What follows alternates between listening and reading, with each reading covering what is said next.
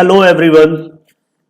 तो ये वीडियो हमारी आरबीसी टॉपिक के ऊपर है। तो पहले आप ये पढ़ लीजिए कि ये वीडियो आपके लिए क्यों इम्पोर्टेंट है। मैं आपको 15-20 सेकंड का टाइम देता हूँ, पहले आप एक बार इसको पढ़िए जिससे आपको आइडिया लगे कि ये वीडियो किस टॉपिक पर है।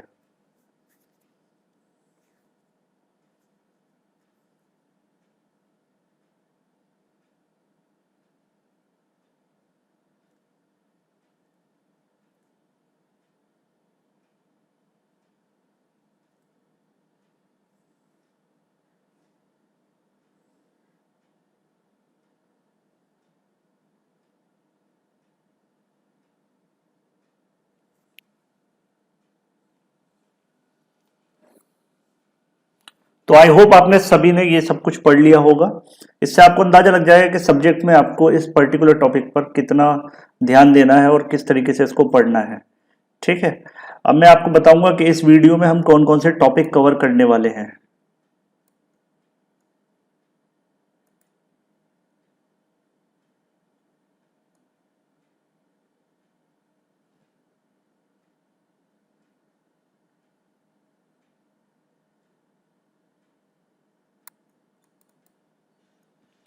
देखिए, इस वीडियो को पढ़ने मेन टॉपिक जिस टॉपिक पर ये वीडियो हमारी सीरीज में, अगर आपने पहली वीडियो नहीं देखी तो जल्दी से पहले उस वीडियो को देखिए। उसमें आपसे इसको लिंक मिलेगी आपको दोनों वीडियोस के बीच में एक।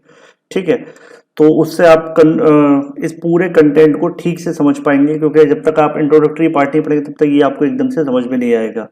और हाँ, अगर आपको वीडियो पसंद आई तो लाइक कर दें अभी, क्योंकि वीडियो देखने के बाद फिर आप खो जाते हैं तो फिर आप लाइक करना भी भूल जाते हैं। ठीक है, तो अगर वीडियो पसंद आए तो लाइक करें, शेयर करें। तो देखिए, इस टॉपिक में हम बेसिकली क्या कवर करने वाले हैं, रेड ब्लड सेल। और यहाँ पर कंप्लीशन ऑफ वीडियो के बाद आपको क्या क्या पता चल जाएगा, आप किस किस क्वेश्चन का आंसर दे रखे हैं, किस किस क्वेश्चन का आंसर दे सकते हैं इसके थ्रू आप। तो यहाँ पर आप बता सकते हैं कि क्वेश्चन आए कि give the dimension of RBC and normal cell count in different age groups in male as well as in female. तो इस तरीके का क्वेश्चन आ सकता है डायमेंशन को लेकर। List out the functions of RBC, इसका क्वेश्चन का आंसर आपको इस वीडियो के बाद आप आसानी से इस क्वेश्चन का आंसर दे सकते हैं। Give the list of abnormal form of RBC and common condition in which these abnormalities are observed. ठीक है, appreciate the importance of speciality of RBC cell membrane, clear है।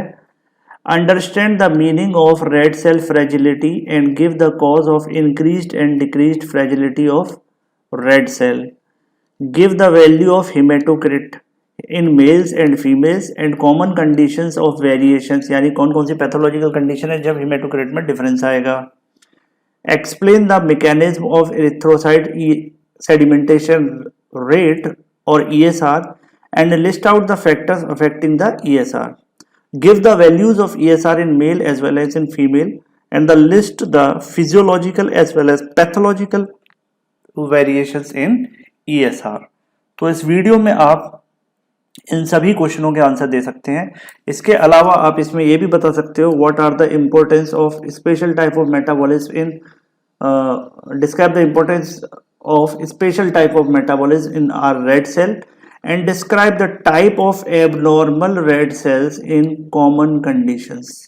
तो यहाँ पर आरबीसी का आपका हर एक टॉपिक कवर हो रहा है। आप चाहे गाइडेंस फिजियोलॉजी से पढ़िए या किसी इंडियन राइटर की बुक से पढ़िए, तो ये मैं कंप्लीटली दोनों बुक्स को कवर कर रहा हूँ।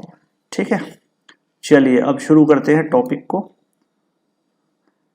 अभी तक आपने सब्सक्राइब नहीं किया तो सब्सक्राइब भी कर लीजिए और वीडियो को लाइक भी कर दीजिए अगर आपको कंटेंट पसंद आया है तो। चलिए अब शुरुआत करते हैं रेड सेल के साथ, रेड ब्लड सेल। तो red cells are the major cellular elements of blood. आपको पता है ब्लड के 3 सेल्यूलर कंपोनेंट होते हैं, RBC, WBC, platelets. Further videos में हम हर एक को डिस्कस करेंगे। आज की जो वीडियो है ये इस कंपोनेंट पे, और आपको पता है इसकी काउंट भी सबसे ज्यादा होती है, इसीलिए मेजर सेल्यूलर एलिमेंट है। And perform transport of oxygen from lungs to the tissue and carbon dioxide from tissue to the lungs. ये आप 6-7 क्लास से ही पढ़ते हुए आ रहे हैं, ये बेसिक फंक्शन है आरबीसी का। ठीक है, रेड कलर ऑफ एरिथ्रोसाइट किसकी वजह से होता है, due to presence of haemoglobin. और haemoglobin accounts for approximately 90% weight of the RBC. ये भी देखिए इंपॉर्टेंट बात है कि हीमोग्लोबिन की वजह से ही आरबीसी का अप्रोक्सीमेटली 90% वेट होता है। इन अ स्टेन्ड स्मीयर और we can see blood film in microscope, जो आप ब्लड फिल्म बनाते हो अपने प्रैक्टिकल के दौरान ब्लड की, उसमें आपको देखने को मिलेगा कि रेड कलर की दिखेगी आरबीसी, और वो रेड कलर दिखेगा हीमोग्लोबिन की वजह से। इसके अलावा जब आप उसे माइक्रोस्कोप में देखोगे तो उसमें सेंट्रल पार्ट में, ठीक है, उसके सेंट्रल पार्ट में आपको क्या दिखेगा, central part of red cell is pale that gives the appearance of halo. Halo क्या होता है, एक सर्किल ऑफ लाइट। आपने देखा हो ना कुछ रिलीजियस पिक्चर वगैरह के पीछे जो पर्सन होता है उसके पीछे एक लाइट इस तरीके से बनी रहती है ना। मान लीजिए ये कोई स्टैच्यू है या मूर्ति है, उसके पीछे एक हेलो लाइट का एक ऑरा बना रहता है। तो लाइट कलर का जो ये ऑरा बना रहता है इसी को बोलते हैं हेलो। तो वो जो आरबीसी का सेंटर है वो हेलो स्ट्रक्चर में दिखता है, मतलब काफी लाइट दिखता है। एंड जो उसके पेरीफेरी होती है that is more red, as in these cells the centre is thin and periphery is thick. और आरबीसी की खासियत क्या है कि सेंटर में थिन होता है और पेरीफेरी में थिक होता है, ठीक है। इस स्ट्रक्चर का इसके बहुत बड़ा बेनिफिट है, अभी आगे समझेंगे कि क्या बेनिफिट है इस स्ट्रक्चर की वजह से इसको, ठीक है। अब हम समझते हैं कि आरबीसी का स्ट्रक्चर एंड फंक्शन। आरबीसी के क्या स्ट्रक्चर है और क्या फंक्शंस है। तो स्ट्रक्चर और फंक्शन को डिस्कस करने के लिए सबसे पहले मैं स्ट्रक्चर को डिस्कस करूंगा, लास्ट में हम फंक्शन को डिस्कस करेंगे। तो अब जो फर्दर हम जो कुछ भी डिस्कस करेंगे वो इसके स्ट्रक्चरल एस्पेक्ट को लेकर करेंगे, क्या उसमें वेरिएशंस हो सकते हैं, क्या डायमेंशंस हो सकते हैं। तो हर तरीके के क्वेश्चन जो स्ट्रक्चर पे बन सकता है वो इसमें कवर हो जाएगा। The normal human red cell is a circular non nucleated and biconcave disc, ठीक है। तो ये कैसा होता है, सर्कुलर होता है, नॉन न्यूक्लिएटेड होता है और बाइकॉनकेव होता है।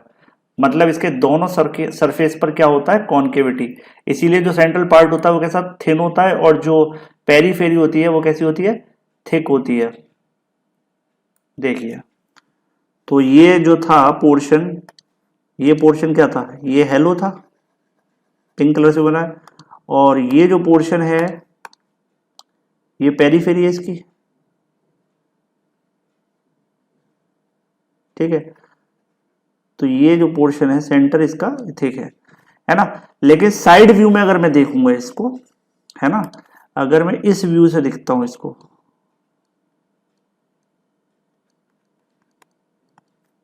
साइड व्यू से अगर मैं देखता हूं तो मुझे ये कुछ इस तरीके का दिखेगा, है ना। तो ये देखिए ये बन गई कॉन्केविटी इस सरफेस पर, और ये बन गई नीचे वाले सरफेस पर, ठीक है।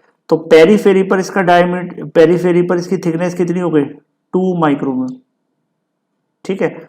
और इसका ओवरऑल डायमीटर कितना हो गया, 7 माइक्रोमीटर, ठीक है। साइज कितना हो गया, डायमीटर का देखें तो 7 to 8 माइक्रोमीटर, ठीक है। तो यही हमें ध्यान रखना है।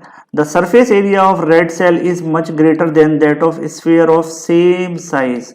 याद रखिएगा इसी डायमेंशन में अगर हम कोई स्फीयर लेते हैं तो उसका सरफेस एरिया उतना ज्यादा नहीं होता जितना आरबीसी का होता है।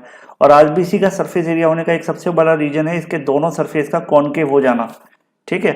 अगर ये कॉन्वेक्स होता दोनों सरफेस पर तो उतना इसको सरफेस एरिया नहीं मिल पाता। Therefore, the exchange of oxygen and carbon dioxide is maximal with the biconcave configuration of red cell। और इस बाइकॉन्केव कॉन्फ़िगरेशन की वजह से क्या होता है बेटा, इसका सरफेस एरिया बढ़ने से क्या होता है, ऑक्सीजन और कार्बन डाइऑक्साइड का मैक्सिमम अटैचमेंट यहाँ पर हो सकता है। अब बात करते हैं बेटा डायमेंशंस की, कि रेड सेल के डायमेंशंस क्या है। तो डायमेंशंस बहुत सिंपल है, एक बार देख लेते हैं। देखिए शेप आपको दिख रहा है, बाइकॉन्केव है। साइज मैंने अभी बताया, साइज यहां से यहां तक ये कितना है, 7.5 मतलब 7 to 8 अलग अलग बुकों में लग दे रखा है micrometre in diameter. Thickness 2 micrometre at periphery and 1 micrometre at the centre. आप देख सकते हो यहाँ पे कितना रीजन है, ये थिन हो गया ना, और यहाँ ज्यादा है, तो ये फर्क है। सरफेस एरिया कितना होता है, 140 माइक्रोमीटर स्क्वायर, ठीक है। ये 2 जो लिखा हुआ है दैट इज फॉर स्क्वायर, जब आप सरफेस एरिया निकालें तो मीटर स्क्वायर में निकलेगा, ठीक है। और वॉल्यूम निकाले तो मीटर क्यूब में। तो ये जो 3 लिखा हुआ है ये एक्चुअल में पावर है, और ये 2 भी पावर है। तो वॉल्यूम 87 माइक्रोमीटर क्यूब, ठीक है। ये हो गया हमारा मेन कंसेप्ट यहाँ पर, ठीक है। यहाँ पर ये। तो यहाँ पर हम डायग्राम में देख सकते हैं the structure of red cell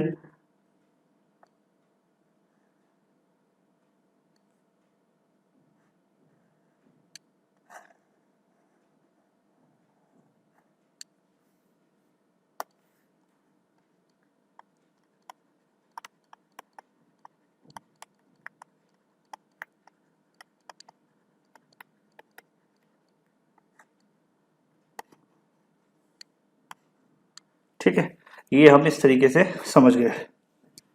ठीक।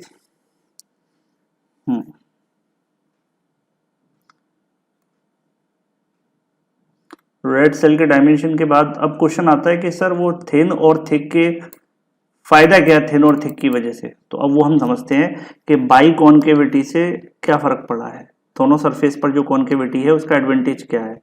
इसका एडवांटेज ये है कि when expose to hypotonic environment, जब कभी भी आरबीसी हाइपोटोनिक एनवायरनमेंट में होगी, यानी ब्लड कैसा हो जाए अगर हाइपोटोनिक, तो उसको उस हाइपोटोनिसिटी से बचने के लिए, लाइसिस से बचने के लिए, क्योंकि आपको पता है अगर हाइपोटोनिक या हाइपरटोनिक का अलग अलग असर देखने को मिलता है आपको सेल पर। हाइपरटोनिक कंडीशन भी खतरनाक है और हाइपोटोनिक कंडीशन भी खतरनाक है। ठीक है, क्योंकि आपको समझ में आता है हाइपर और हाइपोटोनिसिटी। देखिए हाइपोटोनिक हाइपरटोनिक को हम ऐसे समझ सकते हैं कि मान लीजिए 3 सेल हैं, ठीक है, ये सेल हैं और ये सेल के अंदर एक कंटेनर में यहाँ पर सॉल्यूशन है, एक यहाँ पर सॉल्यूशन है और एक यहाँ पर सॉल्यूशन है। ठीक है, और इसके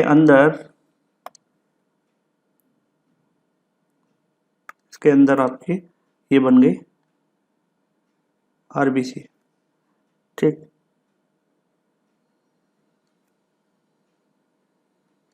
ये आरबीसी हो गई। थोड़ा सर्कुलर नहीं हो पाई है तो इसको थोड़ा सा सोचिएगा। ठीक है,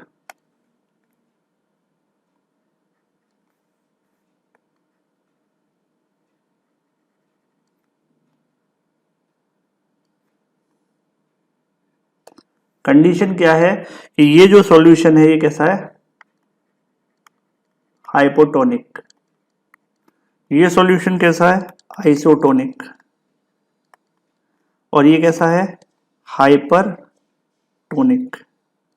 ठीक है, तो आपको पता है जब हाइपोटोनिक सॉल्यूशन होगा तो वाटर क्या करेगा, इसमें बाहर से मूव करने लगेगा अंदर की तरफ।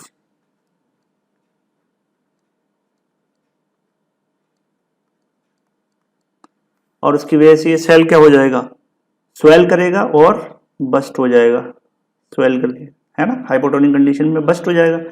अच्छा, आइसोटोनिक में क्या है, आइसोटोनिक में H2O का मूवमेंट बिल्कुल मेंटेन रहेगा।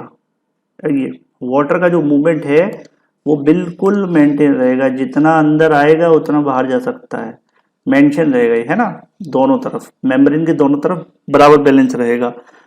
और अगर हाइपरटोनिक सॉल्यूशन होगा तो H2O कहां भागेगा, बाहर।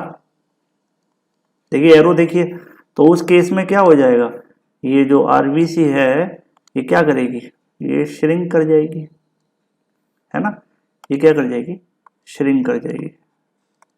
आई होप आपको समझ में आ गया होगा तो तीनों कंडीशन में क्या रहेगा।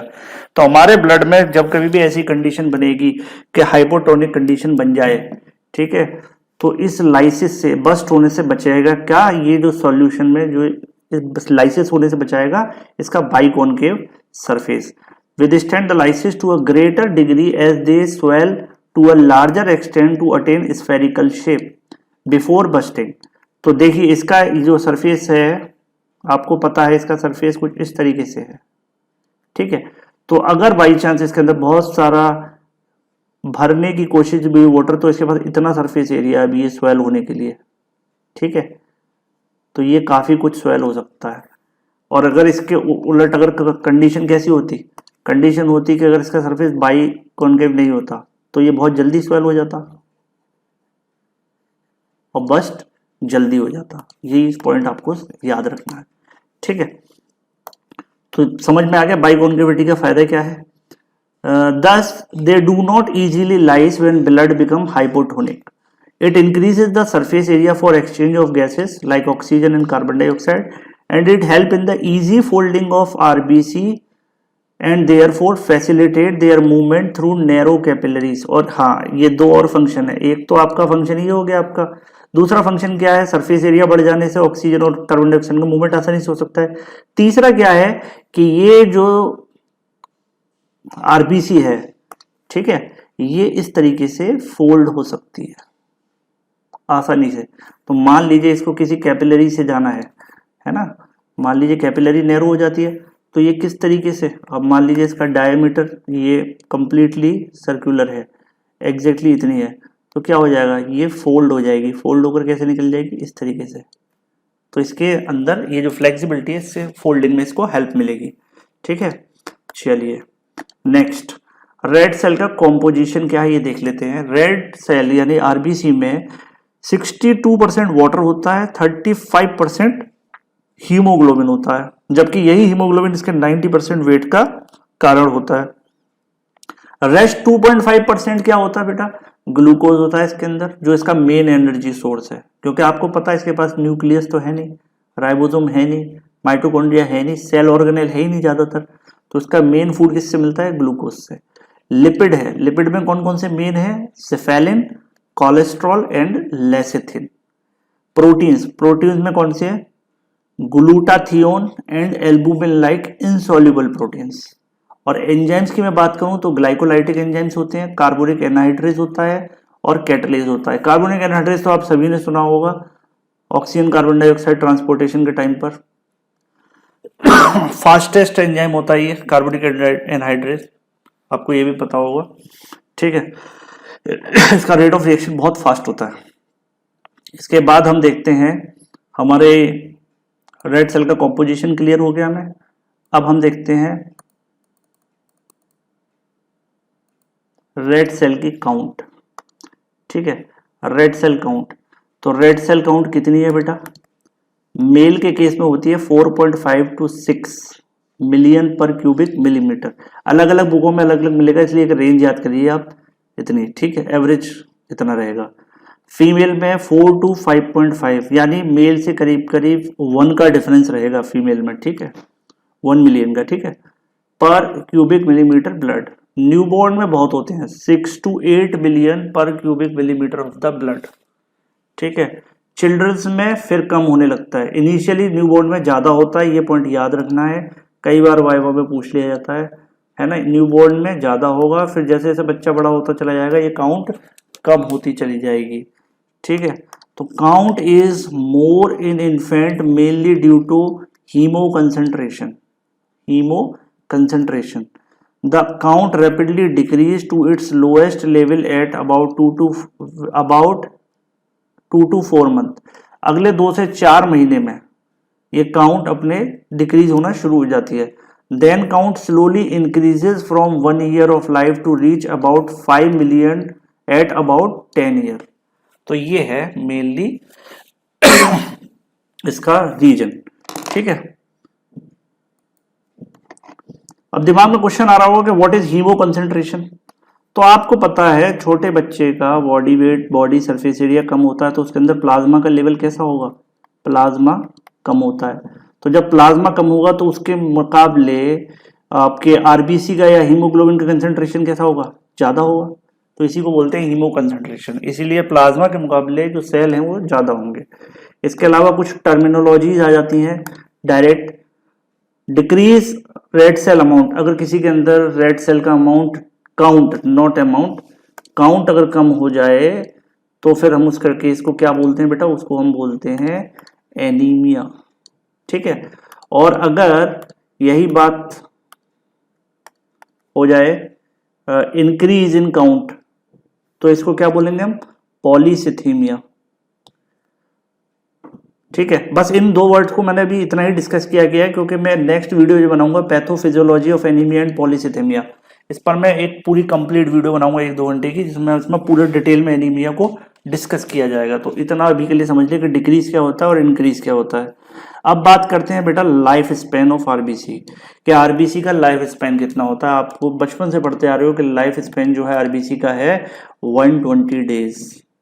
Edged red cells are destroyed by tissue macrophage system. ठीक है, टिश्यू मैक्रोफेज सिस्टम क्या है, इस पर भी पूरी कंप्लीट वीडियो में बनाऊंगा, तभी आपको ठीक से समझ आएगा। अभी के लिए याद कर लो कि टिश्यू मैक्रोफेज सिस्टम, जिसका एक पार्ट है स्प्लीन, आपने सुना होगा स्प्लीन। ठीक है, आरबीसी के डेथ पॉइंट का ग्रेवयार्ड ऑफ आरबीसी भी बोलते हैं उसको, है ना। तो एक ऑर्गन होता है स्प्लीन, वहां पर जाकर ये डिस्ट्रॉय होते हैं। The life span of RBC can be measured by nuclear medicine test. आजकल कुछ लेटेस्ट टेस्ट आ गए हैं जिनको न्यूक्लियर मेडिसिन टेस्ट बोलते हैं, जिसमें हम बहुत ही माइन्यूट लेवल पर जाकर अपने वैल्यूज को निकालते हैं सेल के स्ट्रक्चरल उसमें चेंज करके। तो इसमें करते क्या है, ये कोई ज़्यादा साइंटिफिक आपको पता नहीं होना चाहिए, लेकिन बेसिक आइडिया होना चाहिए कि इसमें क्या करते हैं, रेडियो एक्टिव आयरन, या तो इंजेक्शन लगाते हैं रेडियो एक्टिव आयरन का, या आरबीसी के साथ क्या करते हैं, आरबी को टैग कर देते हैं क्रोमियम 51 के साथ, है ना, रेडियो एक्टिव क्रोमियम 51। तो 51 सीआर को इसके साथ टैग कर देंगे। जो टैग किया हुआ है आरबीसी उसको दोबारा से इंजेक्ट कर देंगे इंसान के अंदर। जैसे जैसे इसकी लाइफ खत्म होगी, ये सेल डिस्ट्रॉय होगा, तो ये अपनी ये जो कंपाउंड है ये अपनी रेडियो एक्टिविटी लूज करता जाएगा, और उसको आप फर्दर इंस्ट्रूमेंट्स के थ्रू कैलकुलेट कर लोगे। Complete disappearance of radio activity gives the life span of RBC. तो ये तरीका था, ये न्यूक्लियर मेडिसिन का टॉपिक है, इस पर आप गूगल करके देख सकते हो। इसको मैं ज़्यादा डिटेल में नहीं बताऊंगा, बस इतनी ही डिटेल आपको जानना ज़रूरी है एग्जाम पॉइंट ऑफ व्यू से कि किस तरीके से आप उसको काउंट करेंगे। ठीक है,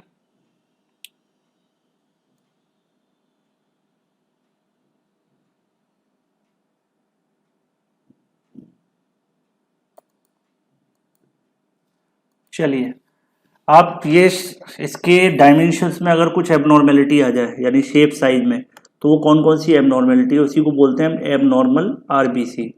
अब एबनॉर्मेलिटी या तो शेप में होगी या साइज में होगी। पहले हम डिस्कस करने हैं बेस्ड ऑन साइज। साइज के बेसिस पर तीन तरीके की एबनॉर्मेलिटी मिलती है, नॉर्मोसाइट, माइक्रोसाइट एंड मैक्रोसाइट। नाम से ही क्लियर हो रहा है आपको, नाम से ही क्लियर हो रहा है, नॉर्मोसाइट मतलब जो सेल है वो कैसा है, नॉर्मल है। माइक्रो मतलब, माइक्रो का मतलब क्या है, स्मॉल सेल है। साइड का मतलब सेल, मैक्रो लार्ज। तो तीनों केस में इसका साइज पे बेस पे हम इसको तीन नाम दे सकते हैं, नॉर्मोसाइट आरबीसी, माइक्रोसाइट आरबीसी या मैक्रोसाइट आरबीसी। अब देखते हैं क्या क्या कंडीशन और कब कब होती है। चलिए देखिए, नॉर्मोसाइट जो है तो उसमें normal red cell is called normocyte. जब बिल्कुल नॉर्मल होगा, कोई दिक्कत नहीं है उसके साथ, तो उसको हम नॉर्मोसाइट बोलेंगे। The volume of which is about 87 micrometre cube. ये 3 का मतलब क्यूब है, ठीक है, ये हम पहले ही पढ़ चुके हैं। The red cells are non nucleated biconcave disc. The cell diameter is 7.5 micrometre. The normal cell is called discocyte. और इसी नॉर्मल सेल को हम एक और नाम कहते हैं, देखिए ये वाइवा का क्वेश्चन बन गया, व्हाट इज डिस्कोसाइट। ठीक है, पूछ लेते हैं कई बार मजे लेने के लिए टीचर। ठीक है, व्हाट इज डिस्कोसाइट, बच्चा देखता होता है ये क्या है। ठीक, तो ये आप ध्यान रखिए। तो नॉर्मल रेड सेल को हम डिस्कोसाइट बोलते हैं। ये तो नॉर्मल की बात हो गई। अब दिक्कत क्या है कि माइक्रोसाइट हो सकता है या मैक्रो होगा। तो when the volume of red cell is less than 18 micrometre cube, अगर इसका वॉल्यूम जो रेंज दे रखी है 87 है ना, उससे कम है, तो उस वॉल्यूम के बेसिस पर हम उसको माइक्रोसाइट बोलेंगे। Microcytosis occurs in the condition when decrease in cell size like iron deficiency anaemia. और ऐसा हमको कब देखने को मिलेगा, जब decrease in size iron deficiency anaemia के केस में। एनीमिया मतलब समझ में आ गया, लैक ऑफ ब्लड सेल, है ना, reduce in the number of blood cell is anaemia. और किसकी वजह से, आयरन डिफिशियंसी की वजह से उसका साइज छोटा हो जाएगा। अगर मैं मैक्रोसाइट की बात करूं तो वॉल्यूम जो है अगर सेल का 94 से भी बड़ा हो जाए, 94 माइक्रोमीटर क्यूब, तो उस कंडीशन में मैं उसको मैक्रोसाइट बोलूंगा। और ये कंडीशन कब होती है, इंक्रीज इन सेल साइज वाली, मेगैलोब्लास्टिक एनीमिया। मेगैलो मतलब से मेगैलो, एक्रोमेगैली वर्ड सुना होगा आपने पिट्यूटरी हार्मोन्स में, उसमें क्या होता था, इंक्रीज, है ना। तो मेगैलोब्लास्ट अपने आप में एक नाम बनाता है, वो अपने आप ही एक बताता है कि बड़े साइज का सेल है, मेगैलोब्लास्टिक। ये डायग्राम में आपको क्लियर हो जाएगा, ये नीचे डायग्राम दे रखे हैं। ये नॉर्मल सेल है, देखिए ये रेंज है नॉर्मोसाइटिक नॉर्मोक्रोमिक, यानी इसका कलर भी नॉर्मल है और इसका जो सेल स्ट्रक्चर है वो भी नॉर्मल है। हाइपोक्रोमिक, क्रोमिक क्रोमा माने कलर गिविंग पिगमेंट, वो भी इसके अंदर कम है और साइज भी छोटा है। मैक्रोसाइटिक है और नॉर्मोक्रोमिक है, मतलब साइज तो बड़ा है लेकिन इसका जो कंटेंट है जो normochromic, chromo is for colour, तो यानी हीमोग्लोबिन कंटेंट इसका नॉर्मल होता है, जबकि माइक्रोसाइटिक में हीमोग्लोबिन कंटेंट भी कम होता है ड्यू टू आयरन डिफिशियंसी, जैसा हमने पढ़ा ना ऊपर, क्योंकि हीमोग्लोबिन का मेन कंटेंट क्या है, हीम प्लस ग्लोबिन, तो हीम वाला कंटेंट आयरन। ठीक है, इसके अलावा कुछ और भी वर्ड यूज होते हैं, जैसे anisocyte, this means the RBC are of different size. अच्छा, ये कैसा, कैसे किसी पेशेंट के अंदर डिफरेंट साइज के आरबीसी मिल रहे हैं जो तीनों तरीके से, तीनों चार तरीके से, तो वो उनको हम बोलते हैं एनआइसोसाइटोसिस। ठीक है, it is seen in different type of anaemia, और ये और भी कई तरीके के जो एनीमिया होते हैं उनमें हमें देखने को मिलता है। एक है hypochromic cell. Hypochromic cell, hypochromic red cell का मतलब है hypochromic cell are cell with pale appearance. The hypochromia occurs due to decrease haemoglobin concentration, जैसा अभी मैंने बताया था, as seen in case of iron deficiency, और due to abnormal thinning of red cell. एक रीजन इसका ये हो सकता है हीमोग्लोबिन वाला, और दूसरा ये हो सकता है कि आरबीसी एबनॉर्मली थिन हो जाए उसकी सेल मेम्ब्रेन, उस केस में। Usually the cells are microcytic, और जनरली हाइपोक्रोमिक कंडीशन में सेल कैसे होते हैं, माइक्रोसाइटिक। ये पॉइंट आप याद कर सकते हैं, है ना। हाइपोक्रोमिसिटी कभी भी मैक्रोसाइट के साथ नहीं मिलेगी, नॉर्मो के साथ नहीं मिलेगी, हमेशा किसके साथ मिलेगी आपको, माइक्रोसाइटिक के साथ आपको मिलेगी। क्लियर, चलिए, आई होप आपको समझ में आ रहा है। अगर समझ में आ रहा है तो लाइक मार दीजिए, जब इतने तरीके से आप वीडियो देख रहे हैं जल्दी से एक लाइक मार दीजिए। और हाँ, वीडियो देखने के बाद कमेंट जरूर लिखें, क्योंकि आपके ये जो कमेंट हैं ये मेरे को एक तगड़ा मोटिवेशन देते हैं कि मैं जल्दी से जल्दी वीडियो डालूं। और कमेंट नहीं आते, लाइक्स नहीं आते, तो फिर लगता है यार मैं क्या वर्क कर रहा हूं, कोई मतलब नहीं है ना। चलिए, साइज की बात हो गई, अब बात करते हैं शेप की, है ना। इस शेप के बेसिस पे कौन कौन सा हो सकता है, तो शेप के बेसिस पे होता है पॉइकिलोसाइट, है ना। पॉइकिलोसाइट का मतलब, जैसे कि साइज के बेसिस पर था एन आइसोसाइट, एन आइसोसाइट का मतलब क्या था, किसी भी डिफरेंट शेप के। ऐसे ही पॉइकिलोसाइट उनको बोलते हैं जिसमें डिफरेंट शेप के आपको आरबीसी मिलते हैं। तो poikilocytosis usually seen when the older cells are present in the circulation, और ये जनरली कब देखने को मिलता है, जब पुराने सेल और नए सेल दोनों को आप कंपैरिजन करेंगे तो जैसे जैसे ओल्ड होता चला जाएगा। एक होता है स्फीरोसाइट, when the red cell assume spherical shape it is called spherocyte. It is seen in conditions like heredity spherocytosis. इसमें आरबीसी कैसा हो जाएगा, बाइकोनकेव ना रहकर कैसा हो जाएगा, स्फेरिकल, डिस्क लाइक ना होकर कैसा हो जाएगा, हल्का सा स्फेरिकल हो जाएगा।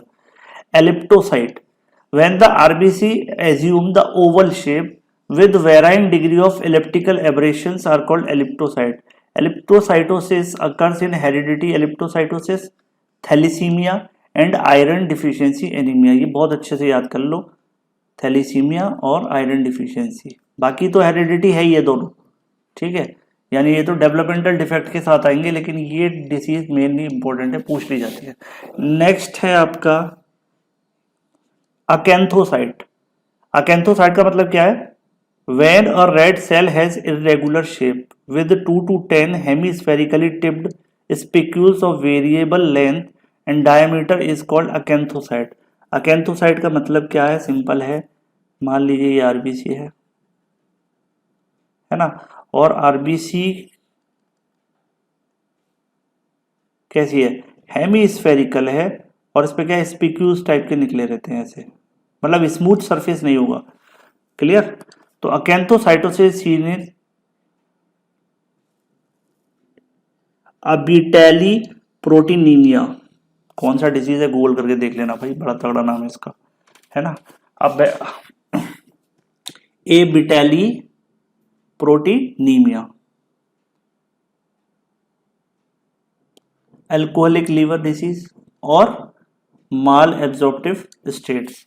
माल एब्जॉर्प्शन के केस में ये आपको देखने को मिल सकता है। इसको जरूर देखना, अभी जरा गूगल करके देखो, बड़ा मजेदार मतलब होता है इसका। देखिए आप, मैं बताऊंगा नहीं, आप देखिए पहले इसको, है ना। नेक्स्ट इज ड्रेपेनोसाइट और सिकल रेड सेल।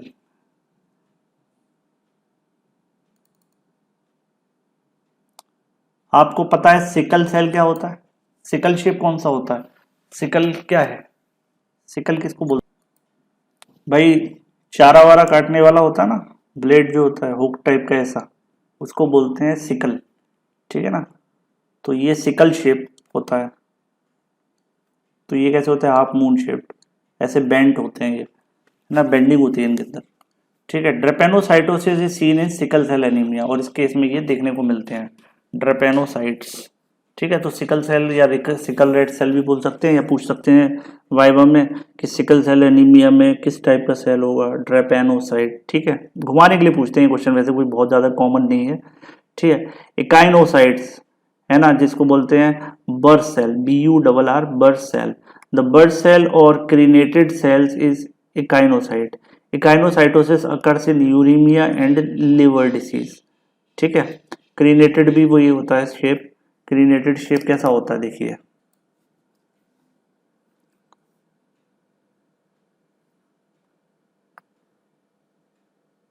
इकाइनोसाइट जो है वो क्रीनेटेड सेल टाइप होता है। तो इसमें बेसिकली होता क्या है, आपने देखा होगा एक स्ट्रक्चर होता है सी अर्चिन। मान लो ये सेल है, सेल पे इस तरीके से ना स्पिक्यूल्स टाइप के निकले रहते हैं, सेल मेम्ब्रेन में डिफेक्ट रहता है तो स्पिक्यूल टाइप के निकले रहते हैं, जैसे सी अर्चिन में निकले रहते हैं ना, इस टाइप से। तो ये काइनोसाइट होता है, यूरीमिया और लिवर डिसीज में होता है। इसके बाद होता है डेक्रायोसाइट या टीयर ड्रॉप। तो ये जो आरबीसी का किस तरीके से होता है शेप? टीयर ड्रॉप की तरह, एक तरफ से नैरो और एक तरफ से वाइड, ठीक है। तो red cell assume the appearance of tear drop is called dacryocyte, है ना। क्राई, क्राई वर्ड से आप याद कर लो, टीयर है ना, रोते समय आंसू निकलते हैं, डेक्रायो, ठीक है। Dacryocytosis is myelofibrosis with myeloid metaplasia, thalassaemia and myelophthisic anaemia. Myelophthisic anaemia, तो माइलोन माने बोन मैरो, ठीक है। तो ये सारे के सारे उससे रिलेटेड डिसीज में देखने को मिलता है। Next is keratocytes are red cell having pair of spicules. Pair of spicules में कैसे होगा? जैसे कि मान लीजिए ये रेड सेल है, इसके अंदर क्या होता है? इसके अंदर वेसिकल होता है एक, इसके अंदर एक वेसिकल होता है। जब ये वेसिकल इसमें से निकलेगा रप्चर करके, तो यहाँ पर देखिए क्या बन गए, यहाँ पर ये दो स्पिक्यूल बन गए ना, इस तरीके का शेप होता है इसका, ठीक, पेयर ऑफ स्पिक्यूल। तो जो वेसिकल से बाहर निकल जाता है तो वो किस वजह से होता है? The keratocytosis usually occurs by mechanical damage और by removal of Heinz body by pitting action of spleen, ठीक है। हैमलेट सेल्स और bite cells are also use to describe keratocyte. इनको और क्या बोलते हैं? हैमलेट सेल और बाइट सेल भी बोलते हैं केराटोसाइट को। और जनरली ये जो बाहर निकलता है ये क्या होती है? हिंज बॉडी, क्या होती है? वेसिकल्स होती है स्पेशल टाइप की, इसको बोलते हैं हिंज बॉडी, तो इसको बोलते हैं केराटोसाइट। ये सब एबनॉर्मेलिटीज हैं, एक दो बार पढ़िए तब आपके दिमाग में आ जाएंगी, वैसे ज़्यादा याद रखने वाली चीज़ नहीं है, ठीक है।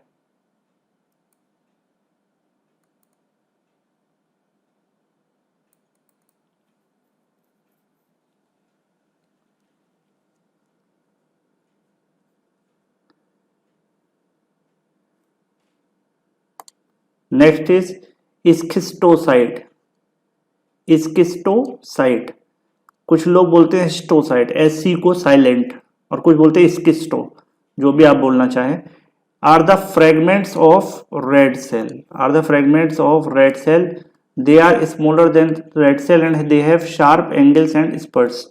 स्किस्टोसाइटोसिस और रेड सेल फ्रेगमेंटेशन, है ना, occurs in thalassemia, mechanical stress, microangiopathic hemolytic anemia, cardiac hemolytic anemia and thermal injury like severe burn.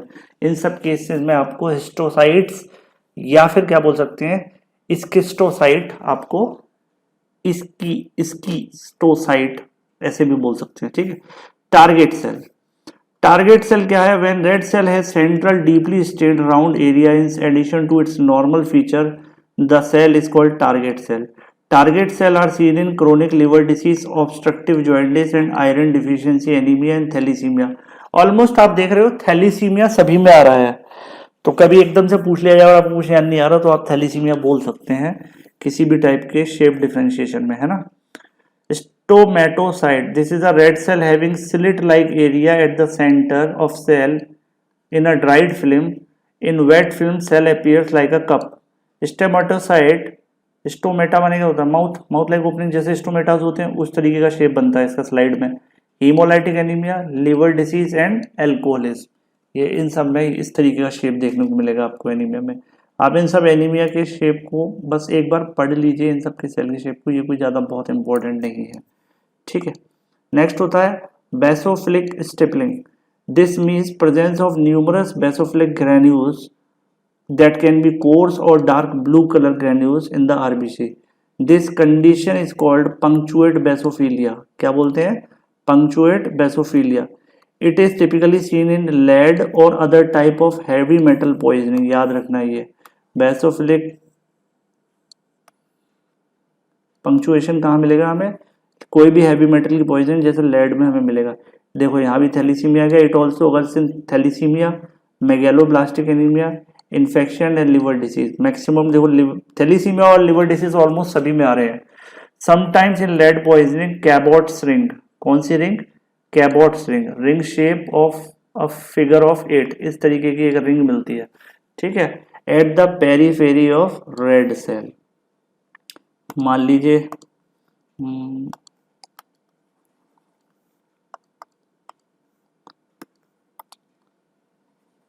ये एक रेड सेल है और इस रेड सेल के अंदर एक इस तरीके की बॉडी डली हुई है.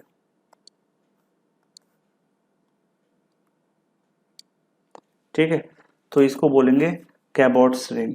At the periphery. अच्छा, सेंटर में नहीं होगी, सेंटर में नहीं होगी, कहाँ होगी? पेरीफेरी में. एक और होता है hovel jolly body. Small nuclear fragment appears in the cytoplasm. और ये कहाँ मिलेगा? ये भी साइटोप्लाज्म में मिल सकता है, फाउंड इन द एरिथ्रोसाइट. ठीक है. Nucleated red cells are seen in severe haemolytic anaemia. और ये कंडीशन में कहाँ दिखती है? वैसे तो आरबीसी न्यूक्लिएटेड नहीं होती, मैच्योर होने के बाद न्यूक्लियस हट जाता है. इनिशियल तो उसमें न्यूक्लियस होता है, जब आरबीसी के इनिशियल टाइम पर तो होता है, लेकिन जब मैच्योर हो जाती है तो मैच्योर के अंदर न्यूक्लियस नहीं होता. लेकिन कुछ हीमोलाइटिक एनीमिया ऐसे होते हैं जिनमें न्यूक्लियस प्रेजेंट रहता है. ठीक है. तो वो एक एबनॉर्मेलिटी है, वो नॉर्मल नहीं है. तो ये हमारे हो गए शेप रिलेटेड डिफेक्ट्स.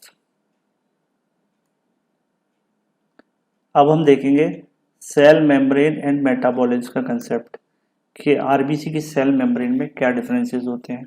ठीक है. तो ये देखिए सेल मेम्ब्रेन एंड मेटाबॉलिज्म.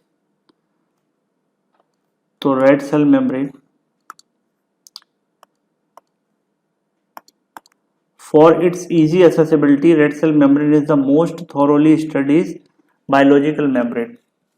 देखिए कितनी अच्छी बात पता चली आपको.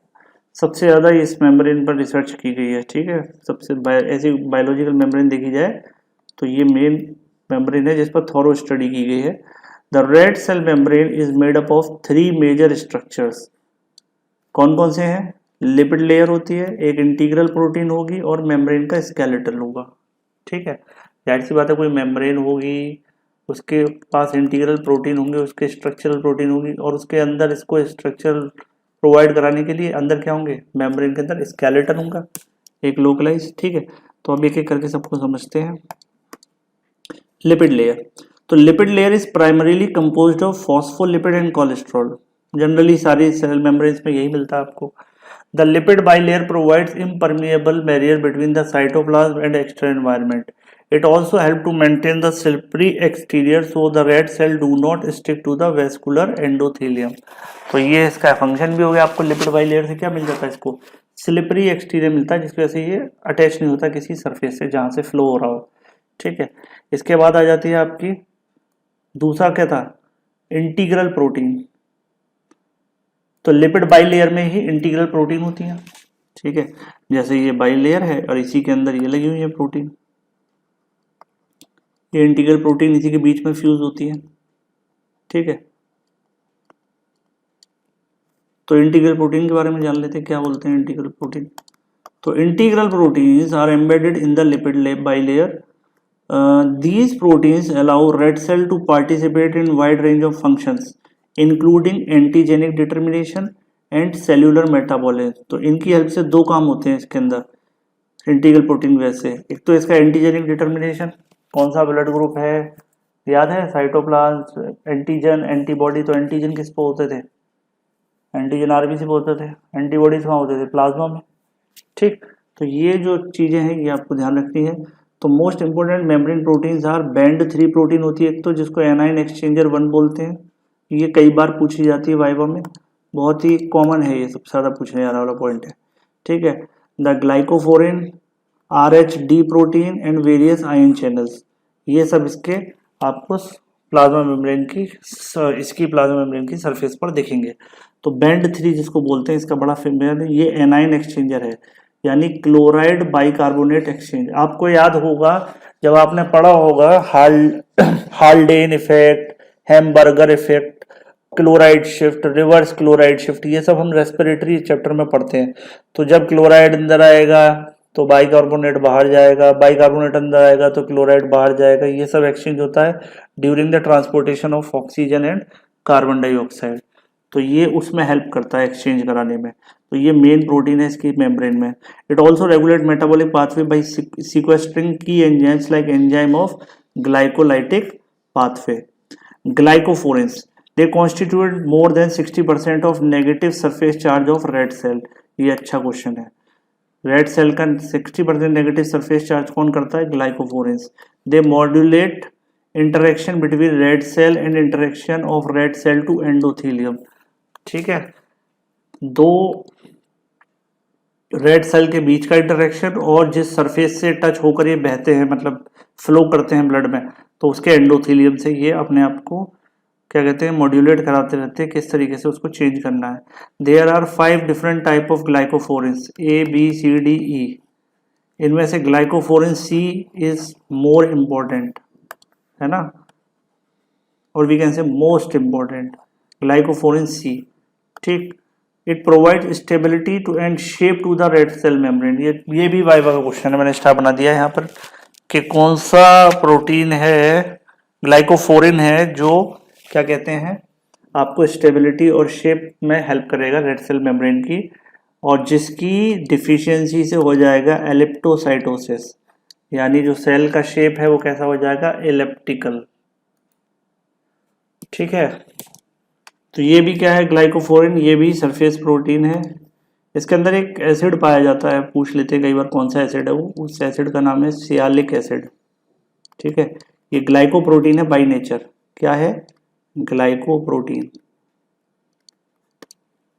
एसिड का नाम भी याद रखिए, सियालिक एसिड होता है। ठीक है,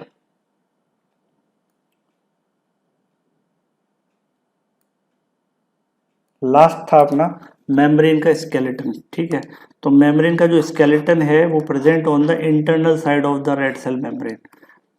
स्केलेटन की तरफ होगा, बाहर की तरफ ना होकर अंदर की तरफ होता है, एंडोस्केलेटन मान सकते हैं आप इसको। The 2 important proteins are part of membrane skeleton proteins are ankyrin and spectrin. दोनों के बारे में बहुत डिटेल में आपको पता होना चाहिए। ठीक है, स्पेक्ट्रिन क्या है, spectrin is the most abundant skeletal protein in the RBC. Most abundant कौन सी है, स्केलेटन, मोस्ट एबंडेंट है स्पेक्ट्रिन। इट कॉन्स्टिट्यूट अबाउट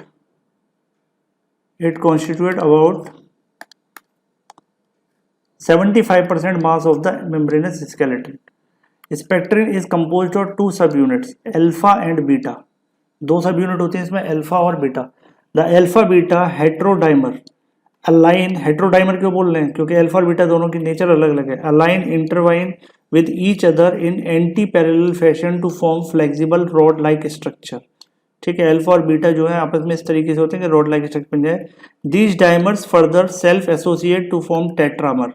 ये दो डाइमर मिलकर क्या बनाते हैं, टेट्रा, 4 कॉपी बना देंगे। That are composed of multiple repeat and provide strong elastic filament to the overlying cell membrane by via formation of lattice like meshwork linked to the integral membrane protein.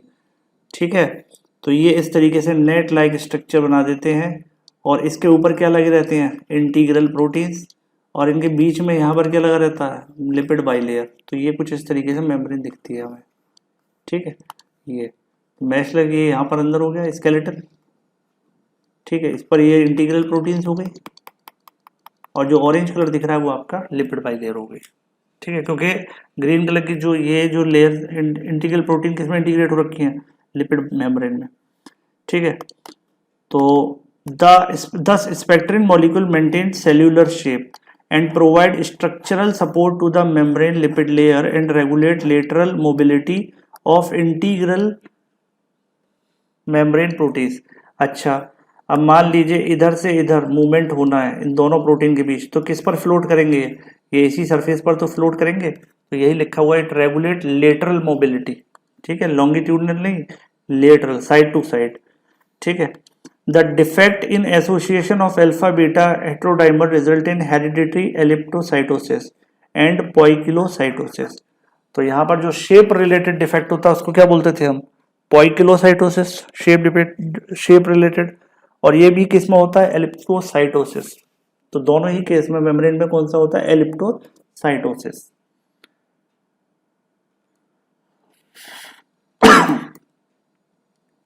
ये दूसरी protein है एनकाइरिन। एनकाइरिन is a asymmetric polar protein that provides primary linkage between the membrane skeletal and lipid bilayer। तो एनकाइरिन किसको, देखिए spectrin किसको किसको attach रखती थी, मान लीजिए ये लिपिड बाइलेयर है, ठीक है, और इसमें क्या लगे हुए हैं, ये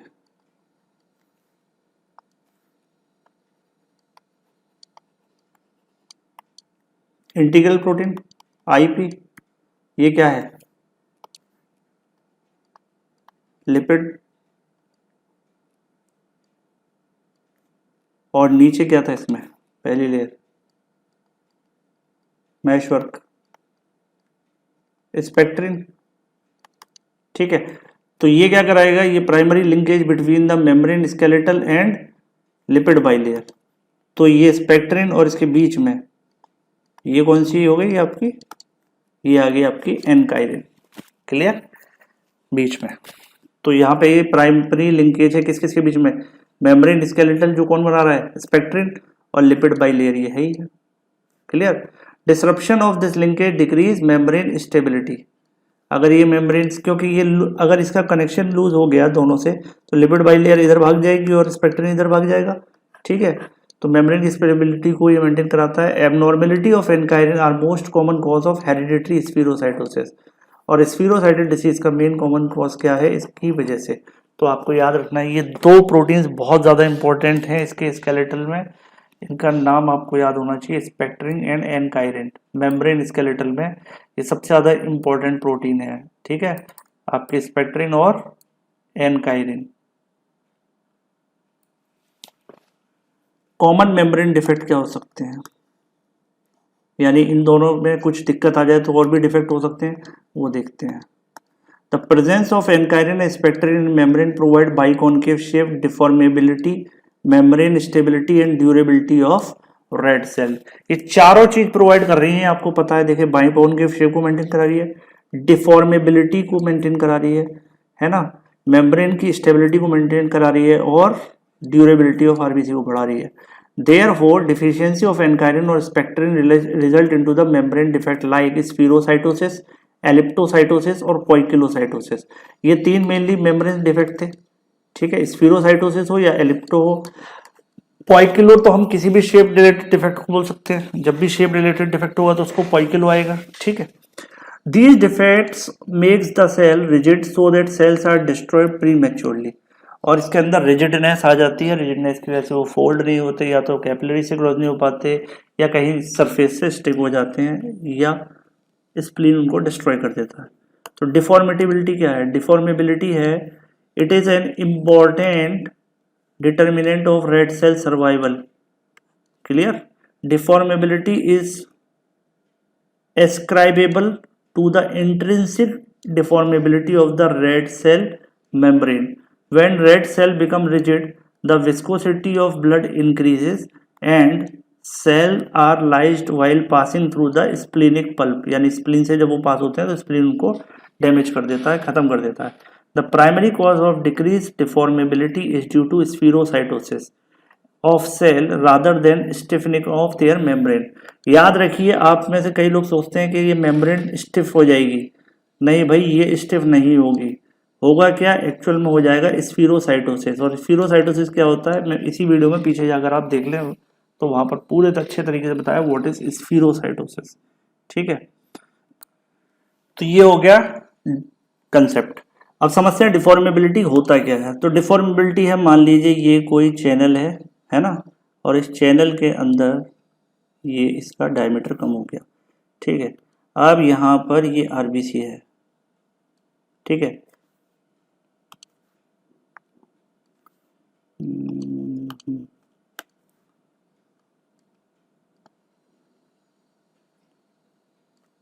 ये आरबीसी आई। अब इस आरबीसी को यहाँ से निकलने के लिए क्या करना होगा, इसको स्क्वीज होना पड़ेगा, है ना। तो इसको स्क्वीज होकर ये किस तरीके से निकल सकती है, ऐसे। ठीक है, तो अगर मान लीजिए इसके अंदर जो इसके स्केलेटल कुछ इस तरीके से इसको मेंटेन रखता है, इन्फ्लेट रखता है इस तरीके से, है ना, तो इसके अंदर बेंडिंग प्रॉपर्टी होगी, तो ये क्या होगा, ऐसे बेंड हो जाएगा, बेंड हो जाएगा। ये सिंपल समझ लीजिए, डिफॉर्मेबिलिटी क्या है, एस्क्राइबेबल और इंट्रिंसिक डिफॉर्मेबिलिटी। मान लीजिए ये कोई टेबल है, इसके ये पैर है, ये इसको स्ट्रक्चर दे रहे हैं, लेकिन इसमें क्या होते हैं, हिंज लगे होते हैं। तो आप इसको क्या कर सकते हैं, मान लीजिए इसको कम सरफेस पे रखना है आपको, इसको स्लाइड करके इसके अंदर डालना है। ठीक है, कार में रखना है इसको पीछे बूट स्पेस के पास। तो अगर जब इसे कार में रखेंगे बूट स्पेस में, तो क्या करोगे, इसको फोल्ड करोगे ना, और जब जरूरत होगी तो ये फिर से ऐसे खुल जाएगा। तो सेम उसी तरीके से इंटरनली आरबीसी के इंटरनली ये स्ट्रक्चर को मेंटेन रखता है और ये उसको चेंज कर लेता है। तो ये सबसे बड़ा इसकी फायदा है इन दो प्रोटीन्स की वजह से, स्पेक्ट्रिन और एनकाइरिन की वजह से। ठीक है, यहाँ लिखा भी था ना, it provides biconcave shape, deformability, membrane stability and durability. तो ये सब इन प्रोटीन्स का मेन रोल है, याद रखें।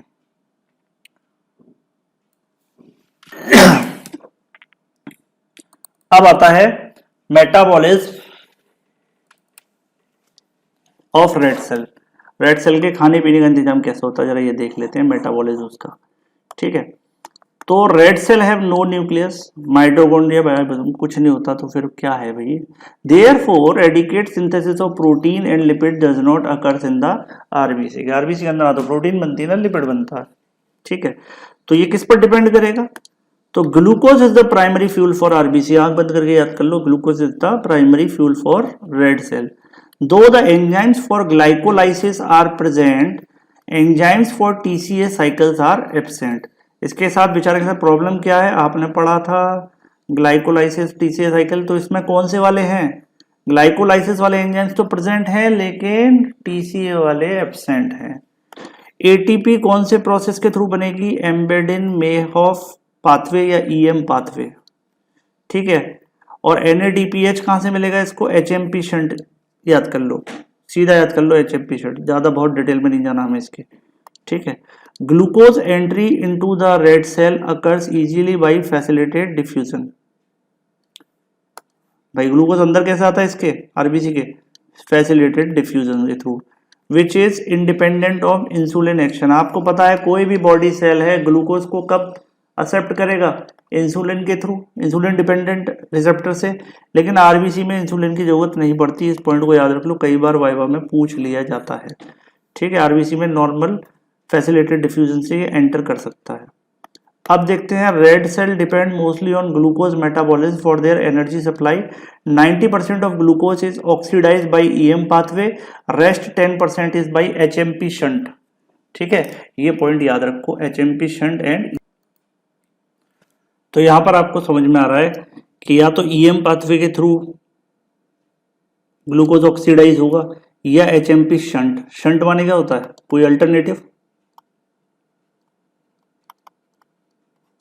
इसको ट्रिपल पी मेथड भी बोलते हैं। बायोकेमिस्ट्री में आप इसको पढ़ेंगे, जब बायोकेमिस्ट्री आप पढ़ेंगे तो आपको ये क्लियर हो जाएगा। यहाँ मैं क्लियर करने वाला नहीं हूँ ये पॉइंट कि ट्रिपल पी क्या करता है, एचएमपी क्या करता है। ठीक है, हेक्सोस मोनोफॉस्फेट बोलते हैं इसको। ठीक है, पेंटोस शुगर इसमें रिलीज होती है जनरली, और NADPH रिलीज होता है। ये बायोकेमिस्ट्री का टॉपिक है। अभी के लिए बस इतना याद कर लीजिए कि मैक्सिमम वर्क RBC का किसके थ्रू होता है, EM पाथवे। अगर 10% इसके पास एक रिजर्व तरीका रहता है, कौन सा, HMP शंट। तो दो तरीका होते हैं, ठीक है, तो दो तरीके आपको क्लियर। तो पहले समझते हैं EM पाथवे में क्या होगा। The red cell metabolise glucose usually by anaerobic glycolysis using EM pathway. 2 ATP molecules are generated by glycolysis through EM pathway. 2,3-DPG is produced. 2,3-DPG influence oxygen affinity of hemoglobin and therefore play an important role in the red cell function. 2,3-DPG आपको पता ही है, ये by product as a by product निकलता है, ठीक है। Hypoxia inhibit Krebs cycle and therefore stimulate 2,3-DPG formation, whereas acidosis inhibit glycolysis therefore decrease 2,3-DPG formation. तो ये दोनों पॉइंट आप बायोकेमिस्ट्री जब पढ़ेंगे कंसर्न प्रोफेसर से, तो फिर आपको ये समझ में आ जाएगी ये बात तब। अभी मैं समझाने वाला नहीं हूँ, क्योंकि इस तरीके से हमारा ये पूरा टॉपिक कंपाइल नहीं हो पाएगा, ठीक है। बस अभी के लिए मेरा मेन पॉइंट आपको बता दिए कि जब भी आप बायोकेमिस्ट्री पढ़ें तो इस पॉइंट को ज़रा ध्यान से पढ़ लें कि ये कहाँ काम आता है। ये आपके RBC के मेटाबॉलिज्म में काम आता है, तो वहाँ पढ़ाया जरूर जाएगा क्योंकि वो सिलेबस का पार्ट है, ठीक है, वो आपको पढ़ना ही है। लेकिन क्या क्या स्टेप होते हैं वो मैं नहीं कराने वाला, मैंने मेन बातें यहाँ मेंशन कर दी हैं। अब HMP शंट क्या है, ये अल्टरनेटिव पाथवे है, जहाँ EM पाथवे काम नहीं करेगा वहाँ HMP काम करेगा। The enzyme in the red cell glucose six phosphate dehydrogenase यानी G6PD is the main enzyme for HMP shunt.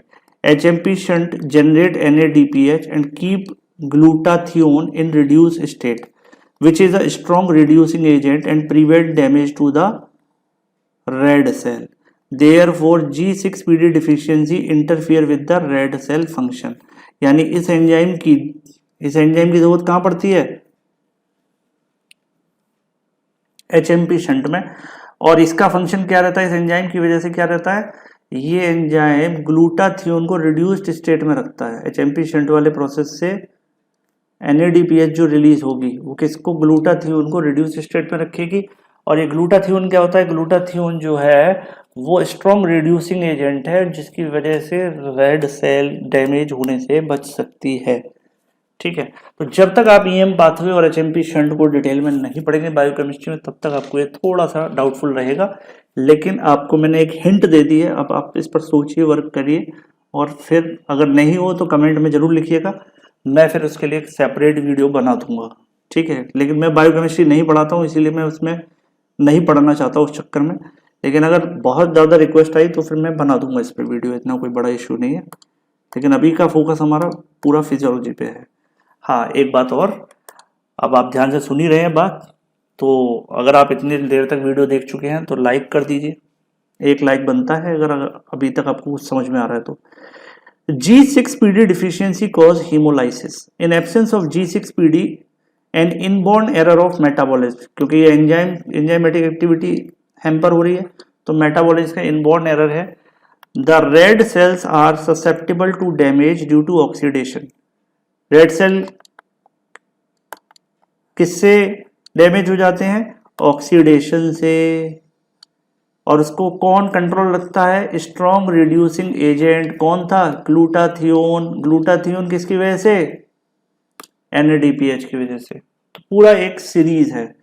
Therefore hemolytic anemia is common in G6PD deficiency. Especially hemolysis is facilitated on exposure to anti-malarial drugs, though these individuals are generally malaria resistant. अच्छा, ये देखने को मिला है कि haemolytic anaemia जिनको होता है उनको मलेरिया नहीं होता है ना, लेकिन जिनको एंटी मलेरियल ड्रग्स दी जाती हैं उनके केस में ये ज़्यादातर प्रॉब्लम हो जाती है, हीमोलाइसिस वाली। लेकिन अगर किसी को हीमोलाइसिस की प्रॉब्लम है तो फिर उसको ये मलेरिया नहीं होता डिसीज। कौन से, इसकी वजह से G6PD डिफिशियंसी, है ना, ये मेन एंजाइम है। चलिए,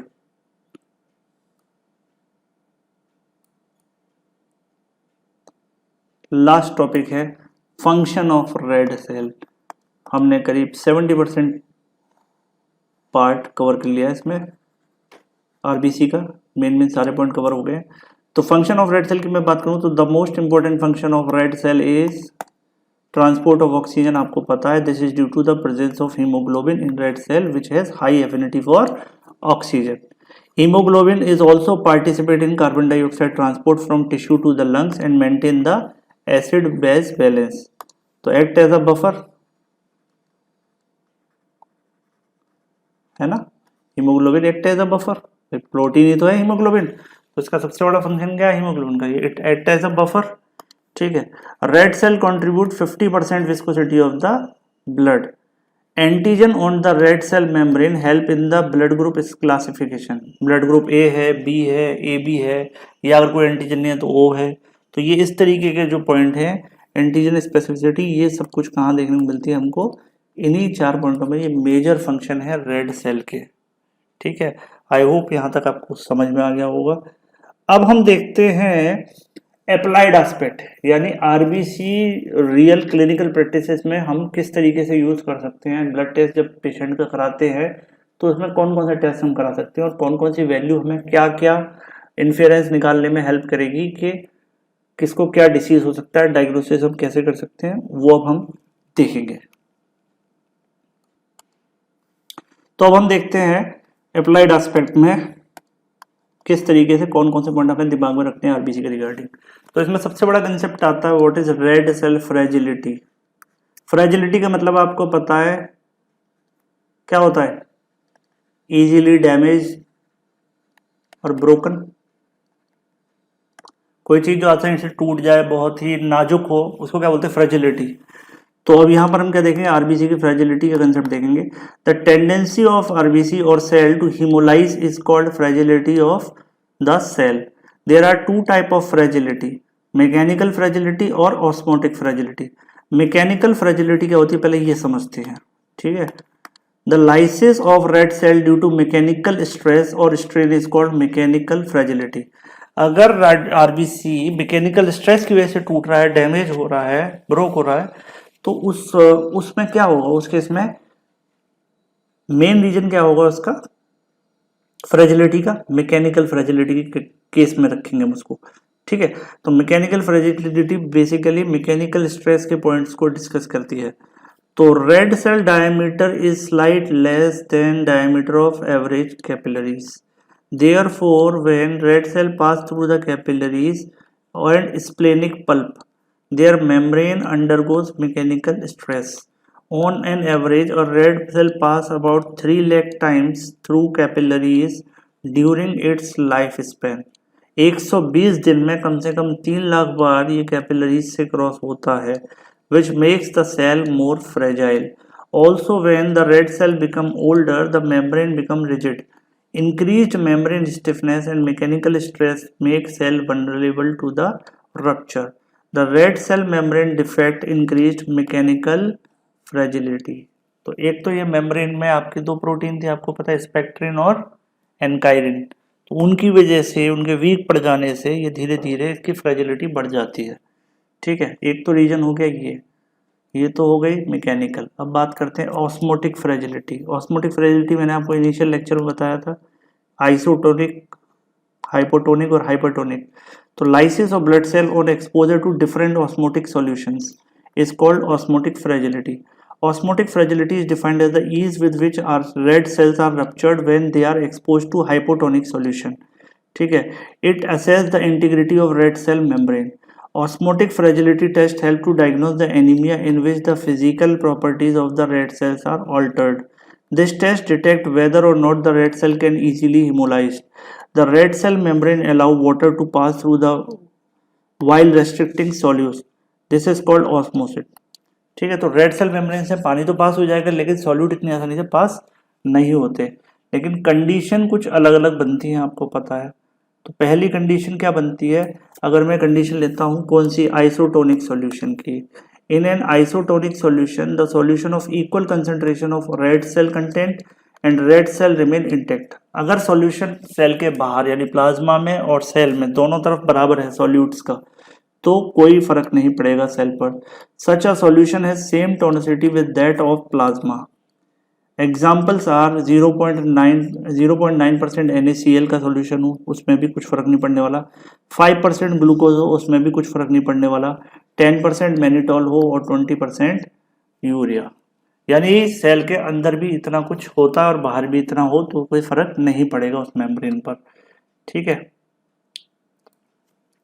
अगर हाइपरटोनिक होगा तो हाइपरटोनिक सॉल्यूशन में क्या होगा, the solution with more tonicity 0.9%। अगर मान लो अगर प्लाज्मा के अंदर 0.9% से ज़्यादा NaCl है तो रेड सेल क्या करेगी, श्रिंक करेगा due to loss of water from the RBC with the process of exosmosis. समझ आ गई बात, ये तो इनिशियल लेक्चर में मैंने आपको बता दिया था। ठीक है, क्या फर्क पड़ेगा। और अगर red cell absorb water by endosmosis which kept on hypotonic solution, मतलब solution less than 0.9% NaCl, endosmosis result in haemolysis due to swelling and rupture of the cell. Clear है, तो ये चीजें हमें देखने को मिलती है आरबीसी के। वाइव हमें कई बार पूछ लेता है कि भाई हाइपोटोनिक सॉल्यूशन में आरबीसी क्या करेगी, हाइपोटोनिक में क्या करेगी, तो ये आपको पता होना चाहिए। अब बात करते हैं इंटरप्रिटेशंस क्या निकलते हैं। When the rate of hemolysis of red cell is increased, the osmotic fragility is cell is increased. When the rate of hemolysis is decreased, the osmotic fragility is said to be decreased.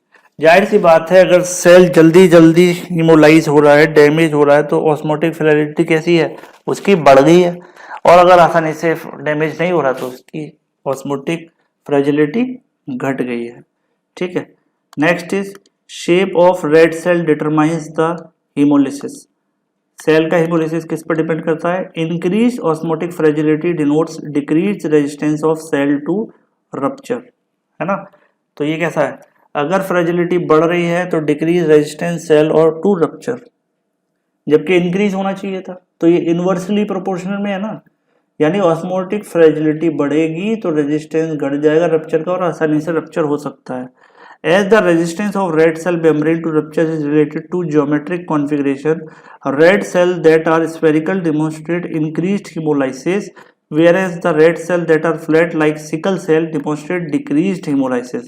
Simple सी बात है, sickle cell already अपने shape को change कर चुके होते हैं, almost flat हो चुके होते हैं, तो उनके स्वेल होने के ज़्यादा चांस रहते हैं। और कोई पहले से स्फेरिकल है तो वो ज़्यादा स्वेलिंग हो जाएगी, तो वो आसानी से बस्ट हो सकता है।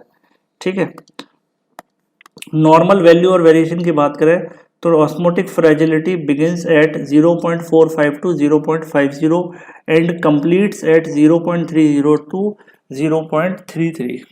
ठीक है, इतने लेवल पर जाकर फ्रेजिलिटी बढ़ सकती है।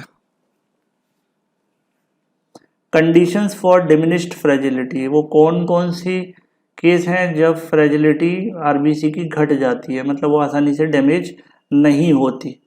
ठीक है, मजबूत रहती है। इसका मतलब आयरन डिफिशिएंसी एनीमिया में, थैलीसीमिया में, सिकल सेल एनीमिया में, ऑब्स्ट्रक्टिव जॉन्डिस में और post splenectomy.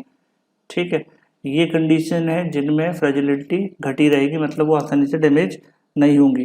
Condition of increase fragility, ये वो कंडीशन इनमें बहुत आसानी से आरबीसी डैमेज हो जाती है, दैट इज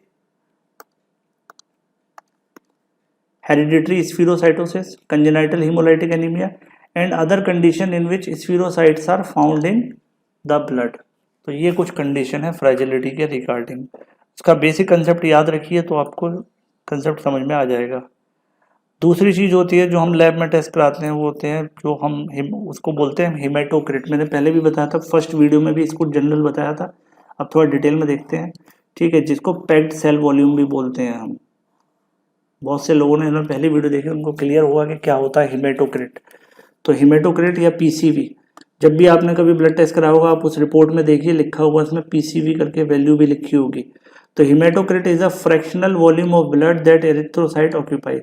ब्लड में ऑक्यूपाई एरिथ्रोसाइट यानी आरबीसी कितने परसेंट है, परसेंटेज में उनका वॉल्यूम अगर निकालेंगे तो उसको हम हेमाटोक्रिट बोलते हैं। ठीक है, स्पेशली आरबीसी, क्योंकि सबसे मेजर कंपोनेंट कौन सा है, आरबीसी। हेमाटोक्रिट और packed cell volume is the amount of packed RBC following centrifugation. अच्छा, इसको निकालेंगे कैसे, सेंट्रीफ्यूगेशन के थ्रू। 3000 रोटेशंस फॉर 30 मिनट्स, याद आ गया होगा पिछली वीडियो में मैंने आपको प्रोसीजर बताया था उसका। When the blood is centrifuged, the tube of red cells are packed together at the bottom and tube by centrifugal force as cells are heavier than plasma. उसमें एक बफी कोट भी बनता था प्लाज्मा और red cells के बीच में। Buffy coat में क्या थे आपके WBC और प्लेटलेट्स। देखिए, तो इसके बाद haematocrit is a macroscopic observation, microscopic नहीं है, ट्यूब में आप अपनी आंखों से देख सकते हैं इसको। ये macroscopic observation by which percentage volume of, percentage में आएगी हमेशा, हेमेटोक्रिट किस में आएगा, percentage volume of packed cell RBC measured. Haematocrit is therefore known as PCV. PCV is reliable index of red cell population. PCV एक reliable index बोला जाता है किसका, रेड सेल की पॉपुलेशन का। It provide useful information about red cell mass which is correlated with the red cell count and their hemoglobin content.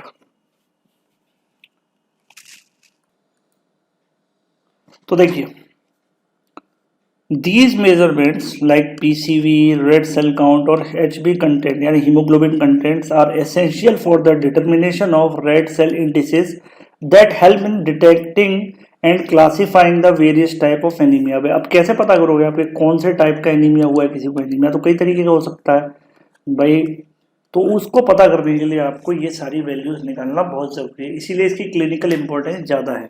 ठीक है, normal value of variations, normal value and variations. तो mail के अंदर, तो adult mail के अंदर कितना होता है 46% और रेंज कितनी होती है 40 to 50%, जबकि एडल्ट फीमेल के अंदर 42% रेंज 37 to 47% इसकी रेंज होती है। हमेशा याद रखना ये परसेंटेज में होती है इसकी वैल्यू हमेशा। हेमेटोक्रिट डिक्रीज कब डिक्रीज होता है, in condition of decrease cell count increases in condition of increase cell count. Haematocrit हमेशा कब डिक्रीज होगा, जाहिर सी बात है जब सेल की काउंट कम होगी तो हेमेटोक्रिट भी डिक्रीज होगा, क्योंकि ये परसेंटेज का ही तो है, टोटल प्लाज्मा में कितना परसेंट है। When cells are deformed as occurs in spherocytosis or sickle cell disease, more plasma is trapped between the packed cell, which gives a false high result. ये एक रीजन है कि अगर सिकल सेल डिसीज होगा, एक minute, ये sickle cell disease होगा या फिर स्फीरोसाइटोसिस होगा, इस केस में फॉल्स रिजल्ट आएंगे। क्यों, क्योंकि इनमें जो आरबीसी का शेप चेंज हुआ है वो अपने बीच में थोड़ा सा प्लाज्मा ट्रैप कर लेते हैं, है ना, क्लियरली वो ऊपर नहीं जा पाता प्लाज्मा, उनके बीच में सेल्स में ट्रैप हो जाता है सेंट्रीफ्यूगेशन के बाद के, इसलिए उसकी जो रिजल्ट है वो थोड़े से हाई आते हैं। ये भी थोड़ा सा एक पॉइंट याद रखना है आपको।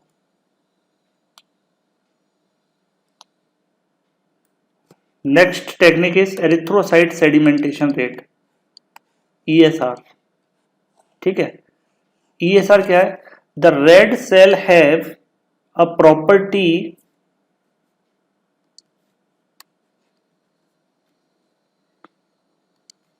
red cell have a property of Rolex। मतलब रेड सेल कौन सी प्रॉपर्टी दिखाते हैं, रोलेक्स फॉर्मेशन। मैंने आपको पिछली वीडियो में बोला था, मैंने कहा नेक्स्ट वीडियो में इसको डिस्कस करेंगे। मतलब piling one on the other, मतलब जब भी आरबीसी इकट्ठा होंगी तो वो एक दूसरे के ऊपर ऐसे करके अरेंज होंगी, इनके बीच क्या इस तरीके से, जैसे कॉइन्स होते हैं ना एक दूसरे के ऊपर, आप सिक्कों को लगा रहे थे तो ये कुछ इस तरीके के दिखते हैं आरबीसी, हमेशा इस तरीके की अपीयरेंस, ये डायग्राम में देख सकते हैं आप, इसको बोलते हैं रोलेक्स फॉर्मेशन। इसका मतलब है red cell aligned in a aggregate resembles like a stack of coins. ठीक है, कंडीशन कब दिखेंगे को मिलेगी, जब हम स्टोर कर, जब ब्लड को लेकर एक ट्यूब में भर के रख देंगे तो ये सेटल होना शुरू हो जाएंगे ड्यू टू ग्रेविटी। ठीक है, तो तब ये देखने को मिलेगा। The piled red cells are heavier than the individual red cells, therefore when whole blood is allowed to settle, sedimentation of erythrocyte is facilitated due to presence of Rolex. The rate at which red cell fall or sediment is known as erythrocyte sedimentation rate। और जितने time में ये नीचे बैठते जाएंगे due to gravity, tube के अंदर settle हो जाएंगे या रोलेक्स फॉर्मेशन करेंगे, उसी को हम बोलते हैं एरिथ्रोसाइट सेडिमेंटेशन रेट। अब दिमाग में आ रहा होगा सर ESR और PCV में डिफरेंस क्या है, वहां भी तो हम उसको सेटल करा रहे थे। तो डिफरेंट यही है कि हेमेटोक्रिट में या packaging of red cell is accomplished by centrifugation, आप सेंट्रीफ्यूज मशीन यूज करते हो, जबकि ESR में जो रेड सेल के कॉलम्स सेटल होते हैं वो ग्रेविटी की वजह से, उसमें आप मशीन यूज नहीं करते, बस लेकर ट्यूब में भरकर उसको ब्लड सैंपल को रख दोगे और वो थोड़ी देर बाद वो सेटल होना शुरू हो जाएगा। तो ये दोनों में फर्क है, ठीक है। वो पैक्ड सेल वॉल्यूम है और ये सेडिमेंटेशन है, तो दोनों वर्ड से ही आप अंदाजा लगा सकते हैं। Factor affecting the ESR, ESR depends upon 3 major factor, shape and number of RBC, size of rouleaux and plasma factors and other factors में ऑल्सो कंट्रीब्यूट। इनके बारे में हमें डिस्कस नहीं करना, ठीक है। हमको बस 3 याद रखने हैं कि साइज ऑफ रोलेक्स मैटर करता है ईएसआर पर, प्लाज्मा फैक्टर्स और shape and number of RBC matter करते हैं, ठीक है। अब पहला पॉइंट इसमें क्या है, पहला जो हम डिस्कशन करना है कि ईएसआर में शेप किस तरीके से मैटर करेगा। फर्स्ट पॉइंट कौन सा था, ईएसआर, ठीक है। और सेकंड कौन सा है, आप देख सकते हैं नीचे, साइज ऑफ रोलेक्स, ठीक। तो ये चीज आपको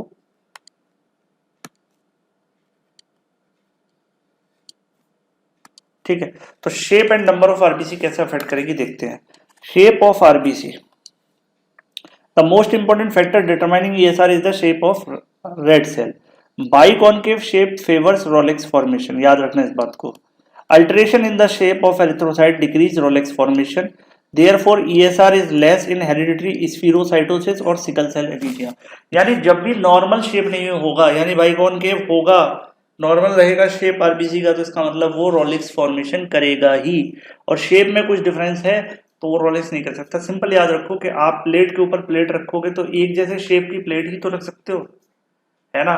पता चला कुछ बड़ी प्लेट्स हैं और उनके बीच में छोटी सी आप प्लेट या कटोरी या कुछ बाउल वगैरह आप उसमें फिट कर देते हो, तो क्या बैलेंस बन पाएगा, नहीं बनेगा ना। तो ऐसे ही याद रखिए इसको, ठीक है। दूसरा है red cell mass, the red cell mass contributed to the blood viscosity, मतलब increase in the cell mass increases the viscosity of blood, increase in viscosity decrease the ESR. Blood जितना गाढ़ा हो जाएगा उसका ईएसआर उतना कम होगा, वो उतना धीमे धीमे सेटल होगा। ESR decrease in polycythaemia, polycythaemia मतलब increase number of cell, increase in anaemia except sickle cell anaemia. Sickle cell anaemia में शेप चेंज होता है, इस वजह से वो क्या है, उस केस में इंक्रीज करेगा, अदरवाइज क्या करेगा, डिक्रीज करेगा, है ना।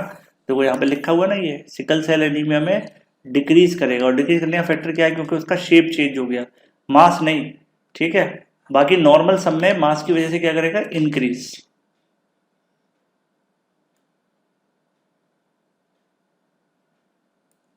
Next is size of rouleaux, ये किस तरीके से डिफाइन करेंगे इसको, size of Rolex.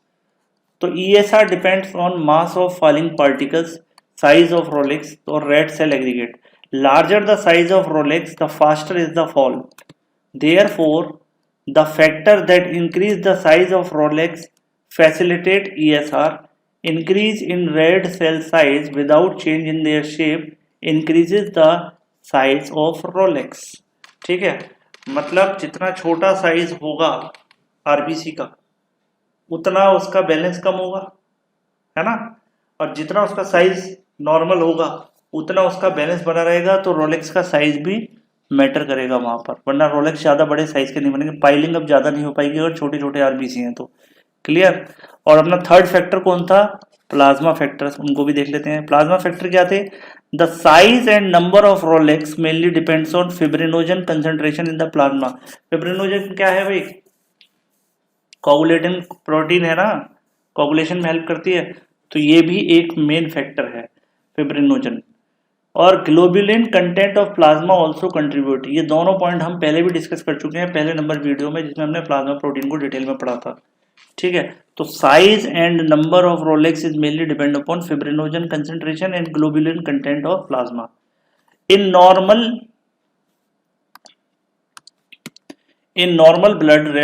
blood cells, red cells remain separate as they have negatively charged surface that tends to repel one another. When fibrinogen concentration increases in the plasma, fibrinogen neutralizes the charges on the red cell, thereby removes the repelling forces. This facilitate Rolex formation. याद रखना इस point को, बहुत अच्छा point है। ये RBC कैसी होती है, नेगेटिवली चार्ज होती है आरबीसी का अपर सरफेस, और ये फिब्रिनोजन उसको न्यूट्रलाइज करके क्या करता है, एक दूसरे की तरफ वो अट्रैक्ट करवाता है उसको, और उसकी वजह से क्या होगा, रोलेक्स फॉर्मेशन होगा, क्योंकि ब्लड धीरे धीरे क्लॉट होना शुरू हो जाएगा ना एक्सटर्नल एनवायरनमेंट जब आप उसको रख दोगे तो। दूसरा, in pathological conditions in addition to fibrinogen, some other plasma factors like acute phase reactant increases in the blood. These phase reactants also neutralize the charge on red cell surface and facilitate Rolex formation. Therefore, ESR increases in acute infections and non-infective inflammation. याद रखिए ESR value हमेशा, अभी आजकल Covid में भी doctors ESR कराते हैं तो उसमें देखते हैं कि बॉडी में इन्फ्लामेशन तो नहीं है, तो ESR के थ्रू पता चल जाता है कि बॉडी में अगर एक्यूट इन्फेक्शन है या इन्फ्लामेशन है तो ESR वैल्यू उसमें बढ़ी हुई आती है। बार बार न्यूज़पेपरों में और यूट्यूब वगैरह पे कई लोग ESR के ऊपर वीडियो बनाकर डालते हैं, पर्टिकुलरली कोविड के टाइम पर ये बहुत ज़्यादा वीडियो डाली गई है, तो ये आप नोटिस कर सकते हैं। ठीक है, तो इस कंडीशन में भी ESR बढ़ जाएगा। एक होती है सी रिएक्टिव प्रोटीन, अगर ये राइज हो जाए तो rise in C reactive protein in the plasma in acute rheumatic fever, तो ये कंडीशन है, एक डिजीज है एक्यूट रूमेटिक फीवर। इस केस में भी क्या होगा, एक्यूट फेज है, एक्यूट फेज रिएक्टेंट है ये, यानी तुरंत रिएक्शन कराएगा बॉडी पे, तो वो जो रिएक्शन दिखाएगा उस रिएक्शन की वजह का क्या हुआ, ESR एकदम से बढ़ जाएगा। In malignancies and collagen disease ESR increases due to rise in plasma level of globulin. आपको पता है कोलेजन डिसीज हो या मैलिग्नेंसीज हो, यानी कोई कैंसरस ग्रोथ हो, तब भी ESR इंक्रीज होता है क्योंकि प्लाज्मा लेवल में ग्लोबुलिन की लेवल हाई हो जाती है प्लाज्मा में।